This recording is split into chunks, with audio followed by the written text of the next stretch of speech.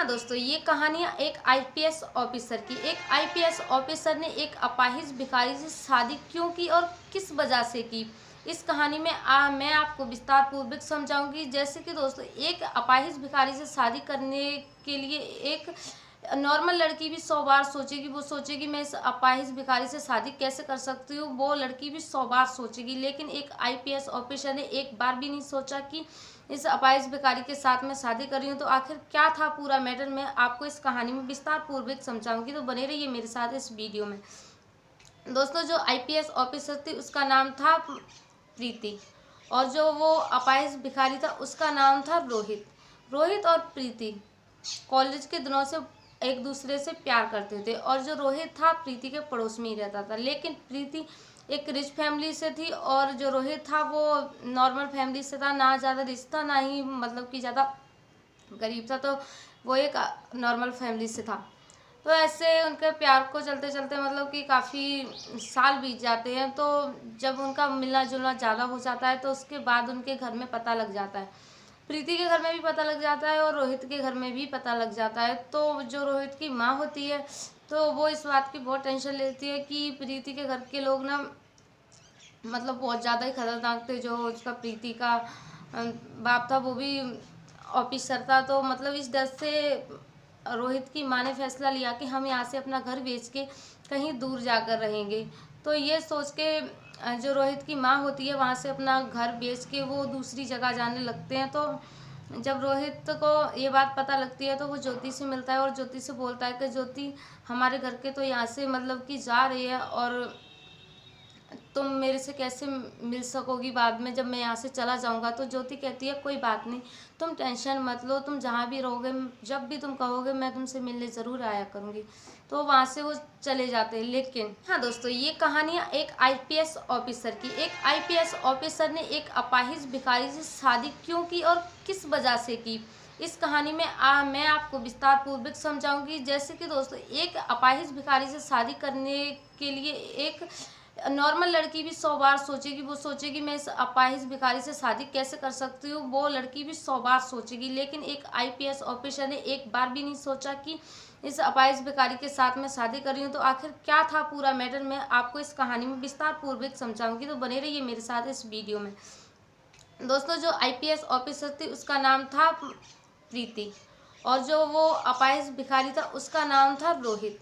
रोहित और प्रीति कॉलेज के दिनों से एक दूसरे से प्यार करते थे, और जो रोहित था प्रीति के पड़ोस में ही रहता था। लेकिन प्रीति एक रिच फैमिली से थी और जो रोहित था वो नॉर्मल फैमिली से था। ना ज़्यादा रिश्ता, ना ही मतलब कि ज़्यादा गरीब था, तो वो एक नॉर्मल फैमिली से था। तो ऐसे उनके प्यार को चलते चलते मतलब कि काफ़ी साल बीत जाते हैं। तो जब उनका मिलना जुलना ज़्यादा हो जाता है तो उसके बाद उनके घर में पता लग जाता है। प्रीति के घर में भी पता लग जाता है और रोहित के घर में भी पता लग जाता है। तो जो रोहित की माँ होती है तो वो इस बात की बहुत टेंशन लेती है कि प्रीति के घर के लोग ना मतलब बहुत ज़्यादा ही खतरनाक थे। जो उसका प्रीति का बाप था वो भी ऑफिसर था। तो मतलब इस डर से रोहित की माँ ने फैसला लिया कि हम यहाँ से अपना घर बेच के कहीं दूर जाकर रहेंगे। तो ये सोच के जो रोहित की माँ होती है वहाँ से अपना घर बेच के वो दूसरी जगह जाने लगते हैं। तो जब रोहित को ये बात पता लगती है तो वो ज्योति से मिलता है और ज्योति से बोलता है कि ज्योति, हमारे घर के तो यहाँ से मतलब कि जा रही है और तुम मेरे से कैसे मिल सकोगी बाद में जब मैं यहाँ से चला जाऊँगा। तो ज्योति कहती है कोई बात नहीं, तुम टेंशन मत लो, तुम जहाँ भी रहोगे जब भी तुम कहोगे मैं तुमसे मिलने ज़रूर आया करूँगी। तो वहाँ से वो चले जाते हैं। लेकिन रोहित के माँ बाप उस शहर को छोड़ के दूसरे शहर जाने लगते हैं। लेकिन उस वक्त प्रीति भी कुछ नहीं कर सकती थी, क्योंकि प्रीति उस वक्त आईपीएस की पढ़ाई कर रही थी और वो अपनी पढ़ाई को बीच में छोड़ नहीं सकती थी। जब वो दूसरे शहर जाने लगते हैं तो दुर्भाग्य से उनकी गाड़ी का एक्सीडेंट हो जाता है रास्ते में, और उस एक्सीडेंट में रोहित के माँ बाप दोनों ही मर जाते हैं और रोहित की एक बाजू और एक पैर खराब हो जाता है, जिसके कारण वो अपाहिज हो जाता है।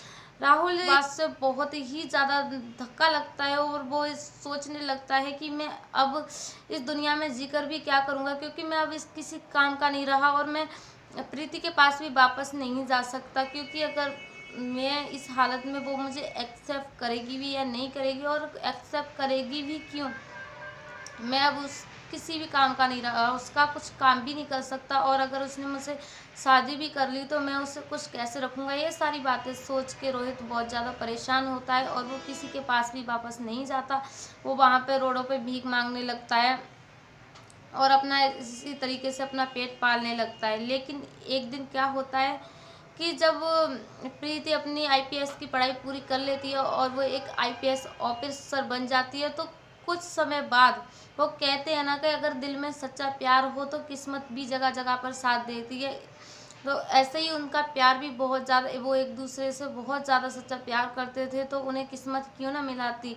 जिस शहर में मतलब रोहित गया था उसी शहर में प्रीति का ट्रांसफ़र होता है, और वो एक दिन अपने ड्यूटी जा रही होती है तो रोड पे रेड लाइट पर रुकती है, तो वहाँ पे वो भिखारी आता है, यानी कि रोहित।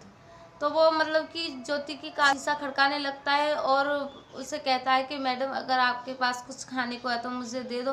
तो जैसे ही आईपीएस ऑफिसर ने अपना शीशा नीचे किया और उसकी तरफ देखा तो उसकी आंखें खुली रह गई, और वो रोहित को देखकर मतलब ये समझो कि उसके चेहरे के रंग ही उड़ गए थे, और वो रोहित को देख के इतनी रोई, और रोहित को गले लगा के जो वहाँ के आसपास के लोग थे ना, वो भी हैरान रह गए कि एक आईपीएस ऑफिसर एक भिखारी को इस तरीके से गले लगा के, आखिर मैटर क्या है ये। तो सब लोग बहुत ज़्यादा हैरान हो जाते हैं। लेकिन जो प्रीति थी ना, वो मतलब उसे कहती है कि तुम मेरे साथ घर चलो।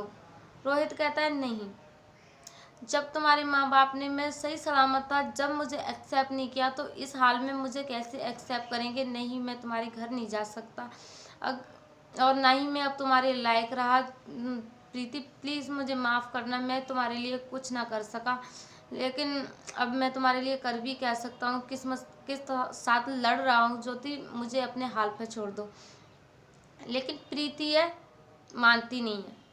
वो उसे अपने साथ घर लेके जाती है, और जब घर लेके जाती है उसे नहाने को नए कपड़े देती है और कहती है तुम अपना पहले तो हुलिया सही करो और मेरे साथ चलो। तो ज्योति उसे मतलब कि साफ कपड़े पहना के उसका हुलिया ठीक करके अपने साथ लेके जाती है और अपने पापा के आगे खड़ी होती है कि पापा, मैं रोहित से प्यार करती थी और करती रहूँगी। रोहित चाहे जैसा भी है, किस हाल में भी है, वो मुझे कमा कर नहीं खिला सकता, लेकिन मैं अब इस लायक हूँ जो अपना घर चला सकती हूँ। मैं रोहित से ही शादी करूँगी। तो जो प्रीति के डैडी थे वो देख के हैरान रह जाते हैं कि तुम पागल हो गई हो, एक अपाहिज से शादी करोगी, तुम क्या समाज में हमारी इज्जत क्या रहेगी, तुम एक इतनी बड़ी ऑफिसर हो और एक भिखारी के साथ शादी करोगी, ये कभी नहीं हो सकता। लेकिन प्रीति अपनी जिद पे अड़ी होती है और वो मानती ही नहीं है। वो कहती है नहीं, मैं शादी करूँगी तो सिर्फ रोहित से ही करूँगी। ऐसे प्रीति रोहित से शादी कर लेती है, और वही कहते हैं ना, अगर दिल में सच्चा प्यार हो, ऐसे आज की दुनिया में ऐसा कोई नहीं होता जो इतनी बड़ी ऑफिसर होने के बाद एक भिखारी के साथ शादी करेगी, क्योंकि एक इतनी बड़ी ऑफिसर को कोई भी अच्छा लड़का मिल सकता है, लेकिन उसने अपने प्यार को पाने के लिए एक भिखारी के साथ ही शादी कर ली। दोस्तों, अगर ये कहानी आपके दिल को छू गई हो तो प्लीज़ वीडियो को लाइक और चैनल को सब्सक्राइब ज़रूर करें।